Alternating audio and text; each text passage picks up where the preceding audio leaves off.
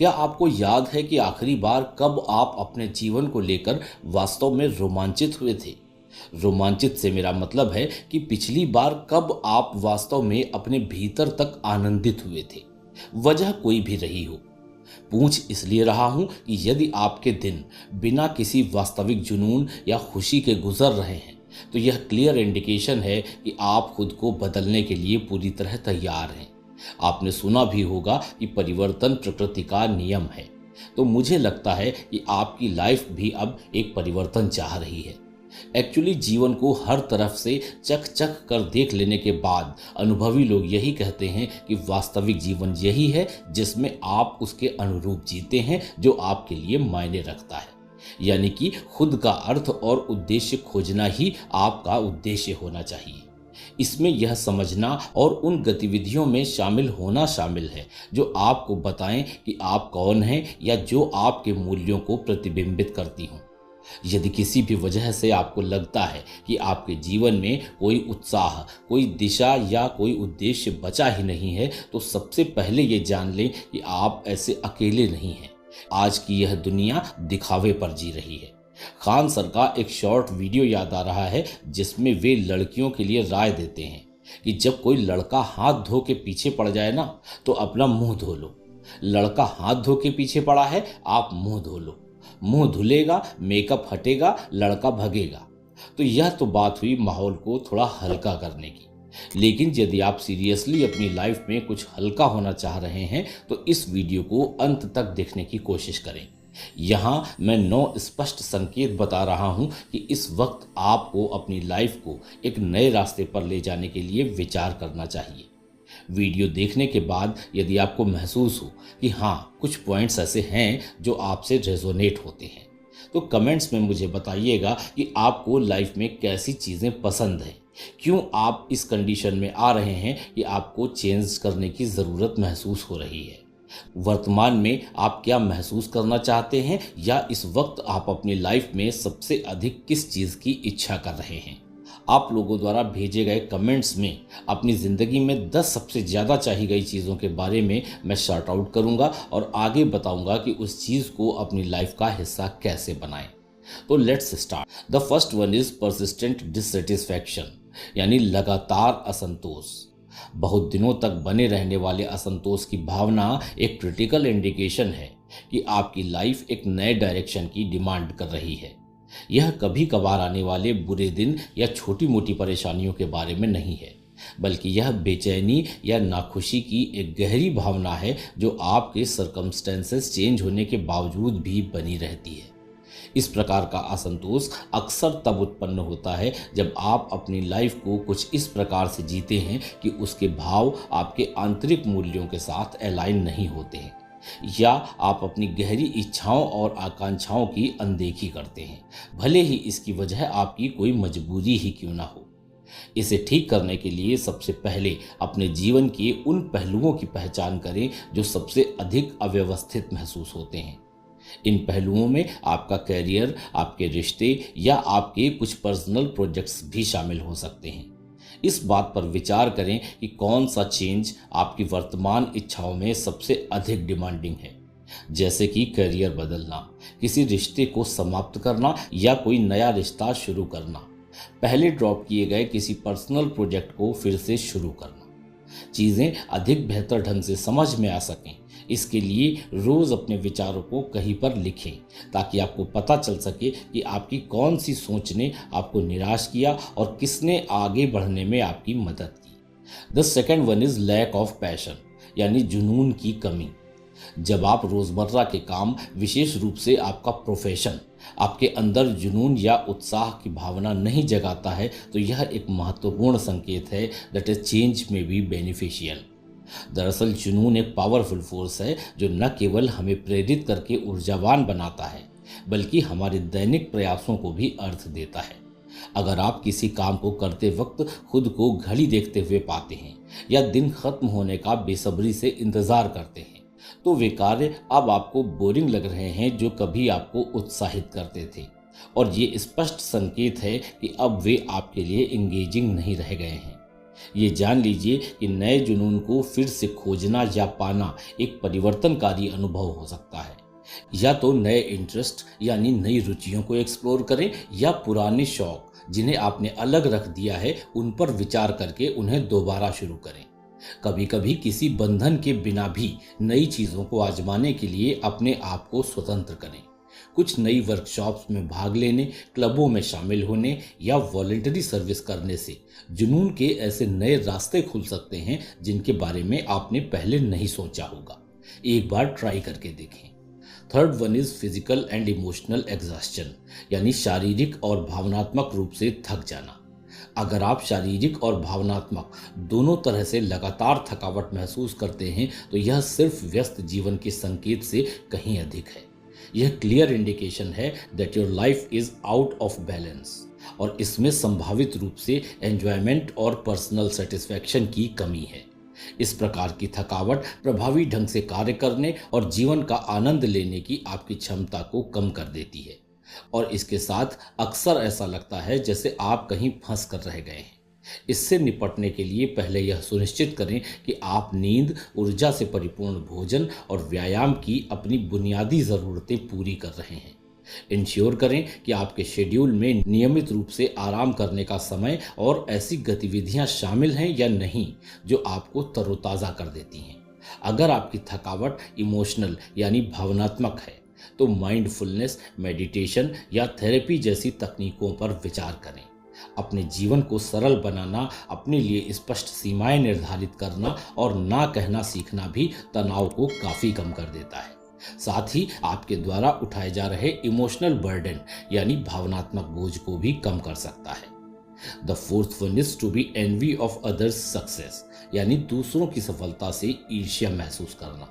कभी कभार ईर्ष्या महसूस करना तो स्वाभाविक है, लेकिन दूसरों की उपलब्धियों के प्रति लगातार ईर्ष्या की भावना आपके अपने जीवन में असंतोष जैसे भाव का संकेत है। यह ईर्ष्या आप कहाँ हैं और आप कहाँ होना चाहते हैं इसके बीच के अंतर की ओर इशारा करती है। इसे इनएडिक्वेसी यानी अपर्याप्तता की भावनाओं को बढ़ावा देने की बजाय अपने लक्ष्यों को प्राप्त करने के लिए एक मोटिवेशनल टूल की तरह उपयोग करने की कोशिश करें। अपने उन विशिष्ट गुणों या उपलब्धियों पर विचार करें जो आपकी ईर्ष्या के भाव को ट्रिगर करते हैं। कहीं वे भी उन इच्छाओं की तरफ तो इशारा नहीं करते जिनकी आपने उपेक्षा की है, या कुछ ऐसे गोल्स जिन्हें आपने इग्नोर कर दिया है। इन्हें पहचानने से आपको स्पष्ट दिशा मिल सकती है कि आपको आगे क्या करना चाहिए। इन दबी हुई इच्छाओं के रूप में छोटे छोटे लक्ष्य हासिल करके आपको अपनी ईर्ष्या को प्रेरणा में बदलने में मदद मिलेगी। The fifth one is stagnation and lack of growth, यानी स्थिरता और विकास की कमी। ऐसा महसूस करना कि आप आगे नहीं बढ़ रहे हैं, कोई भी नई स्किल नहीं सीख रहे हैं या जीवन में प्रगति नहीं कर रहे हैं, अविश्वसनीय रूप से निराशाजनक हो सकता है। ठहराव की यह भावना अक्सर इंगित करती है कि या तो आपको कहीं से चुनौती नहीं दी जा रही है या आप अपनी पूरी क्षमता का उपयोग नहीं कर रहे हैं, और इसका परिणाम होता है कि कुछ ही दिन में आप स्वयं को अनुपयोगी महसूस करने लगते हैं। इसलिए विकास के अवसरों की तलाश करना महत्वपूर्ण है, चाहे वे व्यक्तिगत हों, पेशेवर हों या आध्यात्मिक हों। इसलिए अपने प्रोफेशन में नई रिस्पॉन्सिबिलिटीज़ के लिए रिक्वेस्ट करें, या नई सामाजिक गतिविधियों में शामिल हों, या फिर कोई नई स्किल सीखने पर विचार करें। जब भी संभव हो, छोटी ही सही लेकिन एक यात्रा करें। व्यक्तिगत विकास और दृष्टिकोण के विस्तार के लिए यह एक शक्तिशाली उत्प्रेरक होती है। यह जान लें कि आपके कंफर्ट जोन के बाहर रखा गया आपका प्रत्येक कदम आपके जीवन में नए विकास की दिशा में आपका एक कदम होता है। The sixth one is feeling isolated और मिसअंडरस्टूड, यानी स्वयं को अलग थलग या गलत समझा जाना। यदि आपको अक्सर ऐसा लगता है कि वास्तव में आपको कोई समझ ही नहीं पा रहा है, या आप अपने वर्तमान वातावरण में घुल मिल नहीं पा रहे हैं, तो यह एक संकेत हो सकता है कि आपका परिवेश आपके ट्रू सेल्फ के अनुरूप नहीं है। यह अलगाव भावनात्मक के साथ साथ सामाजिक भी हो सकता है और अक्सर अकेलेपन की भावना पैदा करता है, तब भी जब आप दूसरों के साथ होते हैं। जब आपकी कम्युनिटी आपके मूल्यों और आकांक्षाओं के अनुरूप नहीं होती है तो यह आपकी पर्सनल ग्रोथ में हिंड्रेंस यानी बाधा पैदा करती है और आपकी इमोशनल वेलबींग को निगेटिवली इम्पैक्ट करती है। इसे सुधारने के लिए समान विचारधारा वाले व्यक्तियों या कम्युनिटीज़ की तलाश करें जहां आपके जैसे इंटरेस्ट्स और वैल्यूज़ को शेयर किया जाता है और इनकी सराहना की जाती है।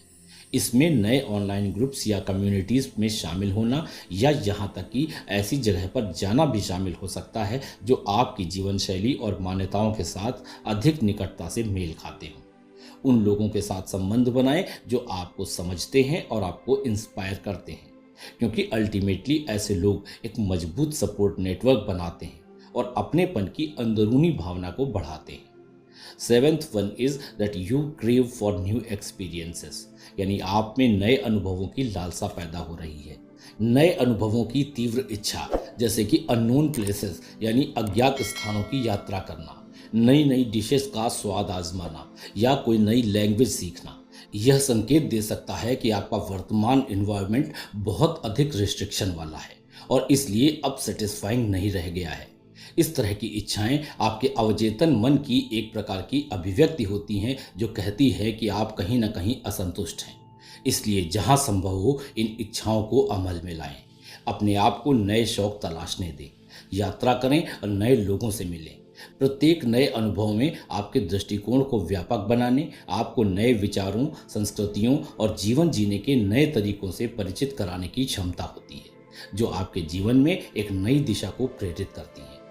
The eighth one is decision fatigue, यानी निर्णय की कश्मकश।